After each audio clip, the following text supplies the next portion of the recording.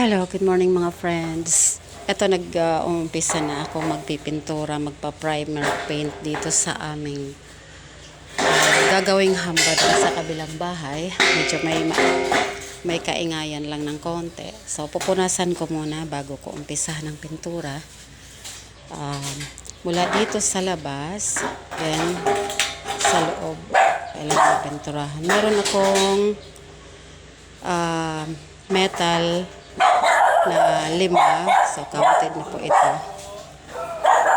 Tapos plus itong aking cyclone wire na kinakalawang. Ito po, kinakalawang na siya. Ito, kinakalawang na rin. So sayang naman kung mabubutas lang ng kalawang, kasi mas magastos talaga kapag bibili ka ulit ng ganito. Magpapasukat ka na naman kapag masira or mabutas. So pasusukatan mo, papagawa mo sa gumagawa ng ganito hamba. So ano nila yan, susukatin yan sakto doon sa pintuan mong ipapagawa. So sayang naman kung mabubutas lang ng kalawang. So dapat pangalagaan na habang maaga pa. Ito po ang aking primer paint. Ayan po, mas pinili ko ang red, kulay pula, kasi syempre ang magiging pinto namin medyo may pagka-maroon or red. Kaya red nang kinuha ko. So ito ay for metal, sa metal. Ayan, metal primer. Kasi kaya metal primer ang binili ko dahil metal o kaya ano yung hamba or ang aking pipinturahan.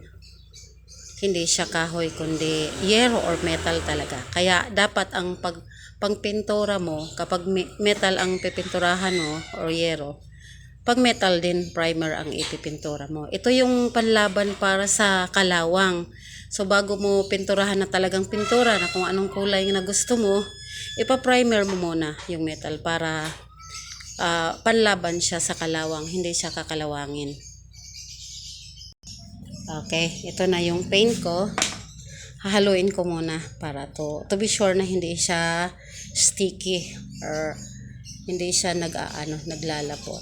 Para pantay din pati ang kulay. Try po natin. Dahan-dahan lang. To be sure na hindi siya tutulo. Kasi sayang naman kapag matutulo lang yung iba.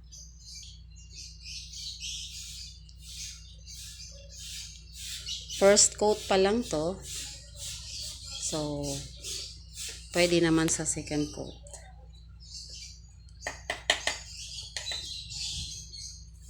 Ito po. Pwede strike pataas. Pwede strike pababa. Paalala ko lang po. Kung ano mang biyaya meron tayo, pangalagaan po natin para hindi masira. So kung magiging maganda ang takbo ng buhay mo, ibig sabihin, tama ang pag-handle mo sa iyong sarili at sa iyong buhay. Huwag mong hayaang masira ito or mapariwara.